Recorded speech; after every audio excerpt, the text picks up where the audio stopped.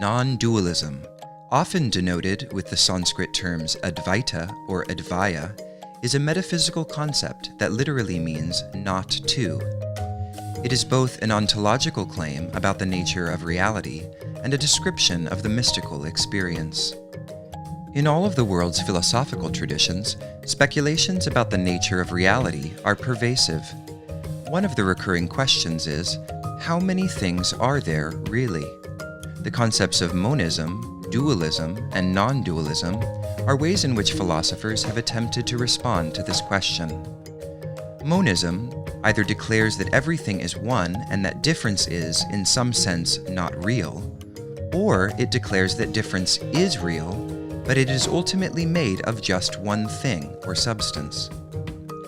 Much New Age discourse, rooted in the idea that everything is one, is an example of monism.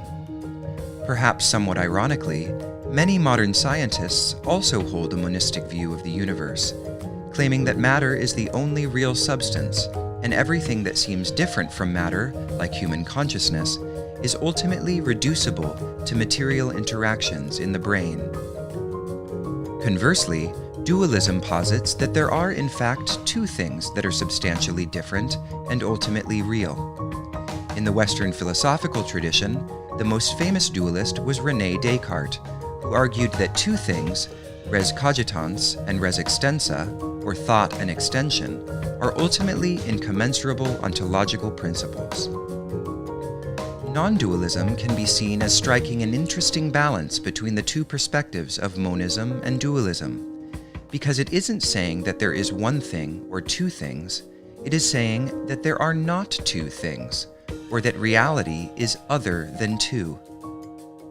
In the tantric traditions comprising what is commonly referred to as Kashmir Shaivism, non-dualism is captured in images of Shiva and Shakti, who are often copulating as a way of expressing their ontological entanglement.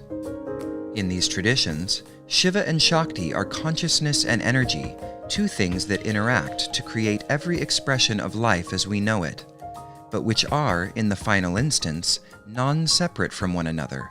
You cannot have Shiva without Shakti.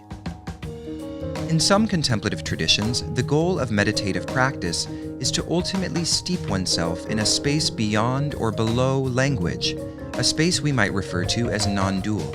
Because while immersed in this silent space, the subject, the object, and the means of knowledge collapse into an experience of pulsating aliveness not conditioned by the affairs of the world. When we come out of meditation, we take a little bit of that nourishing wisdom with us, hopefully integrating it into our waking life, our commitments, and our relationships.